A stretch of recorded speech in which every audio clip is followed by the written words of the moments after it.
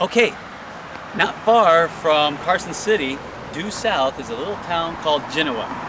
And it's maybe about 15-20 miles away.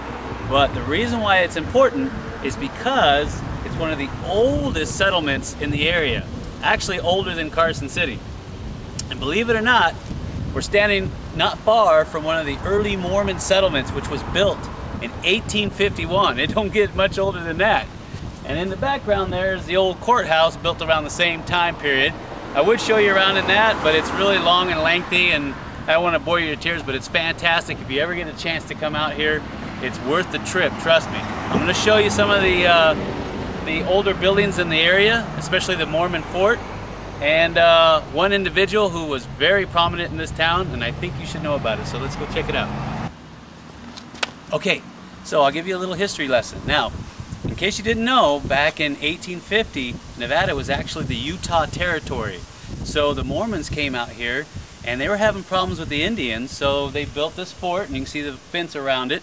And there was a trading post, and there was actually the Pony Express rode through here, and I'll talk about that a little later. But they built this in 1851. They first came through in 1850, and it was still Utah at the time. And the sad part is this building that you see behind me isn't the original. The original burnt down in 1910. There was a really bad fire that swept through the town, and so the entire lot stood vacant for a lot of years. So in 1949, they decided to build this replica here in its place, along with the original fence that goes all the way around, which represents the original fort. And that's what you see here today. But some of the older buildings on the backside here, like the courthouse and some of these hotels, they're still original from the 1850s, which is fantastic. They're in great shape. So that's the original fort, or the old fort I should say, and I'm going to tell you about a man here in a minute, right over here, so let's go. Okay, this is who I wanted you to see. John Snowshoe Thompson, or Snowshoe Thompson as they used to call him. Anyway, this gentleman here would carry the mail from Placerville down here to Genoa, which is a distance of 90 miles through the Sierras on snow skis, these old wooden skis, and he had the mail in the back pouch.